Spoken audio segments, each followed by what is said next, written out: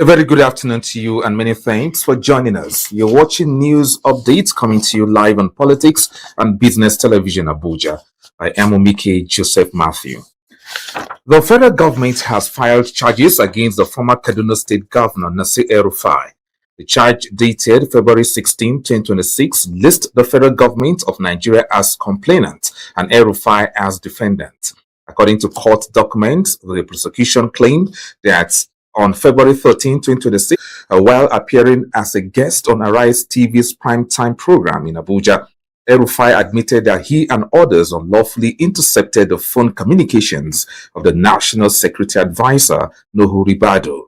In count 1, the federal government alleges that the admission amounts to an offense contrary to and punishable under Section 12, Section 1 of the Cybercrimes Prohibition, Prevention, etc. Amendment Act 2024.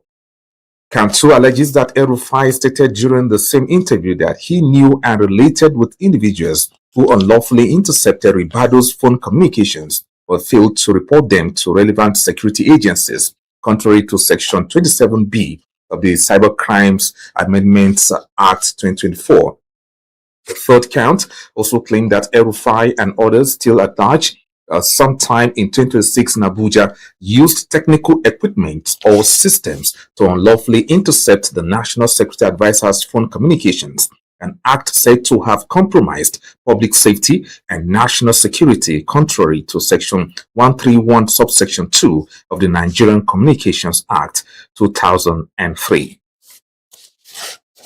Meanwhile, former Kaduna State Governor Nasir El-Rufai on Monday arrived at the headquarters of the Economic and Financial Crimes Commission in Abuja over ongoing investigations into alleged corruption during his tenure. His arrival reportedly sparked tension at the EFCC entrance as security operatives restricted members of it from entering the premises. So, in Abuja over ongoing investigations into alleged corruption during his tenure. His arrival reportedly sparked tension at the EFCC entrance as security operatives restricted members of his entourage from entering the premises. Supporters of the ex-governor gathered at the junction leading to the commission, chanting slogans and holding placards with inscriptions such as El-Rufai is a citizen, not a subject, and we stand with El-Rufai, we stand for law. The video circulating online showed the supporters alleging that the EFCC had dispersed them with tear gas while allegedly allowing anti-El-Rufai protesters to assemble nearby. The opposing group carried banners reading, "El-Rufai cannot hide behind politics, let the law catch up," and smaller placards urging, "Answer the charge, El-Rufai." El-Rufai had earlier traveled abroad on November 30, 2025. According to sources, the EFCC delivered a letter of invitation to his residence in December, fueling speculation that he could face arrest upon his return. The former governor and African Democratic Congress chieftain had notified the commission that he would appear at their office by 10 a.m. on Monday. The former governor's media advisor Muyiwa Adeke claimed that security agents previously attempted to arrest El-Rufai on arrival at Nnamdi Azikiwe International Airport from Cairo, Egypt on Thursday. The United States has frozen the assets and properties of 8 Nigerians accused of having links to Islamic sect Boko Haram and the Islamic State of Iraq and the Levant. This was contained in a 3,000-page document dated February 10, released by the United States Treasury's Office of Foreign Asset Control. The document also identified individuals sanctioned for cybercrime-related offenses and other security threats. The pronouncement comes on the heels of recent recommendations by the U.S. Congress for visa bans and asset freezes on persons and groups accused of violations of religious freedom and persecution of Christians in Nigeria.